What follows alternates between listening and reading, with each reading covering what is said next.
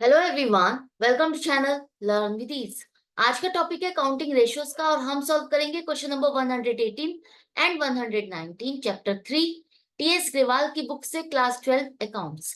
Online sessions, online classes के लिए आप मुझे स्क्रीन पर दिए गए इस नंबर पर व्हाट्सएप कर सकते हो अपना नाम और क्लास। अगर आप टीएस ग्रेवाल के साथ साथ डीके गोयल बुक को फॉलो कर रहे हो तो चैनल की प्लेलिस्ट को क्लिक करो, आपको न्यू एडिशन के सॉल्यूशंस अपलोडेड मिलेंगे।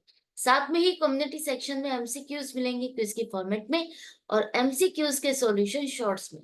बहुत कुछ है चैनल पर, विजिट द चैनल। अच्छा लगे तो शेयर और सब्सक्राइब जरूर करना।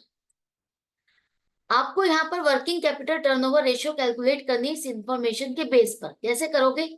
हमें चाहिए नेट सेल्स या कॉस्ट ऑफ गुड्स सोल्ड। आपको क्वेश्चन में दी है सेल्स। सेल्स के लिए कैश सेल्स और क्रेडिट सेल दोनों का टोटल करो, माइनस सेल्स रिटर्न करोगे। रेवेन्यू फ्रॉम ऑपरेशन वैसे तो नेट सेल्स होता है, लेकिन यहाँ पर आपको सारी फिगर्स अलग अलग दी हैं तो आपको माइनस करना है। अगर यहाँ पर दिया होता सीधा सीधा रेवेन्यू फ्रॉम ऑपरेशन तो उसका मतलब होता नेट सेल्स, लेकिन आपको cash sale, credit sale, sales return सब कुछ अलग अलग दिया है। तो आप सबको पहले प्लस करो, cash cell plus credit sale minus करोगे सेल्स रिटर्न, तो 10 लाख आपकी नेट सेल्स आ जाएगी। राइट। उसके बाद हमें चाहिए वर्किंग कैपिटल। वर्किंग कैपिटल का मतलब है current assets minus current liabilities. तो 3 लाख माइनस 1 लाख 2 लाख आपकी वर्किंग कैपिटल आ गई। रेशियो हम निकाल सकते हैं 10 lakh upon 2 lakh 5 times.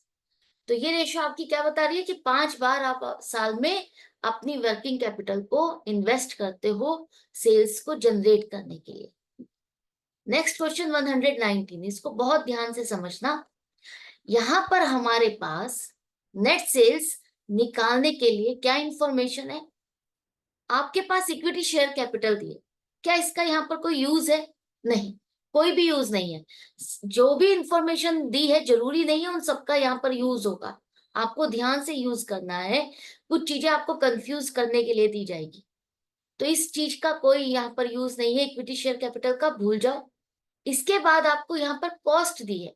Cost of revenue from operation का मतलब है cost of goods sold. Net cell निकालने के लिए आपको कॉस्ट में ग्रॉस प्रॉफिट ऐड करना होगा, क्योंकि सेल हमारी क्या होती है?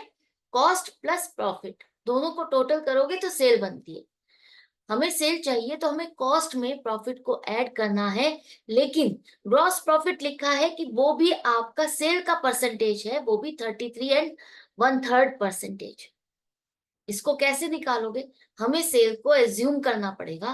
लेट सेलिंग प्राइस भी 100 रुपीज। अगर हमारी सेलिंग प्राइस 100 रुपए है तो इसका ग्रॉस प्रॉफिट कितना हो जाएगा? 100 का 33 1/3%, 33 1/3 रुपीज। इतना ही होगा ना। अब सेलिंग प्राइस में से प्रॉफिट को माइनस कर दोगे तो क्या बचेगा? कॉस्ट बचेगा।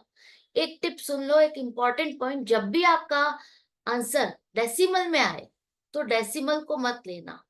आप कोशिश करो उसे फ्रैक्शन के साथ आगे सॉल्व करो, क्योंकि डेसिमल जैसे यहाँ पर 33.333 ये आएगा।